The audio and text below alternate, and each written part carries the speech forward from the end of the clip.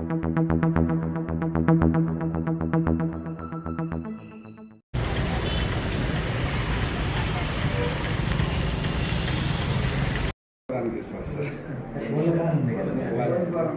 Form దానికి chemical labs లో పనిచేసేవాళ్ళు కానీ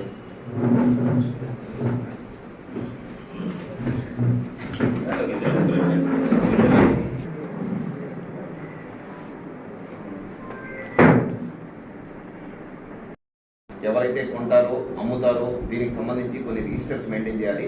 ఎవరికైతే యాసిడ్గా అమ్మేవాళ్ళు ఉంటారో వాళ్ళ దగ్గర ఐడి ప్రూఫ్స్ తీసుకోవాలి. మీరు ఎవరికి ఏ పర్పస్ కింద తీసుకుంటారో వాళ్ళకి అనేది మీరు నోట్ చేసుకోవాలి. ఆ నోట్ చేసుకుని ఎవరు యాసిడ్ మామూలుగా కొన్ని వాళ్ళు ఉంటారు కదా వాళ్ళ డీటెయిల్స్ అన్ని కూడా పోలీస్ స్టేషన్కి సప్లై చేయాలి.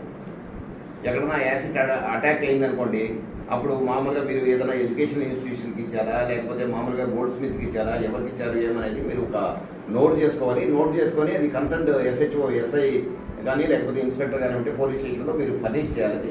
అట్లా ఫర్నిష్ చేస్తే ఏదైనా జరిగినప్పుడు దీనికి సంబంధించి మీరు మనోళ్ళు మామూలుగా వాళ్ళ మీద యాక్షన్ తీసుకునేదానికి ఉంటుంది. ఇంకొకటి ఈ యాసిడ్ ఎలా సేల్స్ ఉన్నాయి, ఎక్కడెక్కడ ఎవరు అమ్ముతున్నారు, మీరు ఎక్కడి నుంచి తెస్తాను, సపోజ్ వెల్లూరు నుంచి కానీ బెంగళూరు నుంచి కానీ తిరుపతి కానీ ఎక్కడి నుంచి తెస్తాను అనేది కూడా మనకు ఇన్ఫర్మేషన్ ఉంటే మనం వాళ్ళ మీద ఎవరైతే అమ్మేవాళ్ళు ఉంటారో వాళ్ళ మీద నిఘా పెట్టుకునేదానికి ఉంటుంది.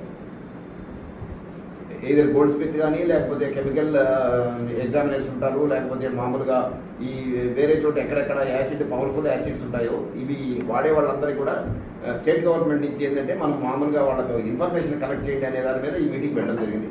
మీరు ఎవరికైతే ఈ యాసిడ్ అమ్ముతారుగా అమ్మేవాళ్ళు కానీ కొనేవాళ్ళు కానీ డీటెయిల్స్ అన్ని కూడా పోలీస్ స్టేషన్లో ఇవ్వాలి.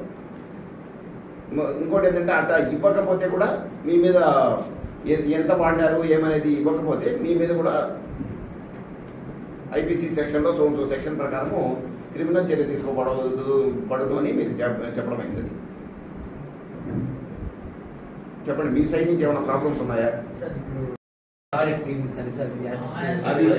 అది మామూలుగా ఏంటంటే ముఖం మీద కానీ లేకపోతే బాడీ మీద కానీ పడితే కాలే యాసిడ్స్ అనేవి పవర్ఫుల్ ఉన్నాయి సార్, చాలా పవర్ఫుల్, మాకన్నా పవర్ఫుల్ కూడా ఉన్నాయి. ఎక్కడ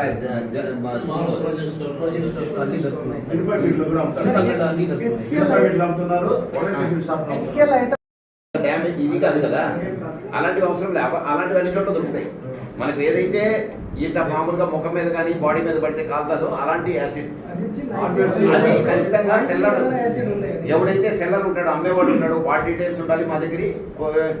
అమ్మేవాడు ఖచ్చితంగా కొనేవాడి డీటెయిల్స్ తీసుకోవాలా, ఐడి ప్రూఫ్ తీసుకోవాలి. అది పెట్టుకోండి. మీకు ఎవరైతే ఇలాంటివి ఉంటాయో వాళ్ళ దగ్గర మా వాళ్ళు ఒక ప్రొఫార్మ్ ఇస్తారు, ఒక రిజిస్టర్ ఒకటి మెయింటైన్ చేయండి.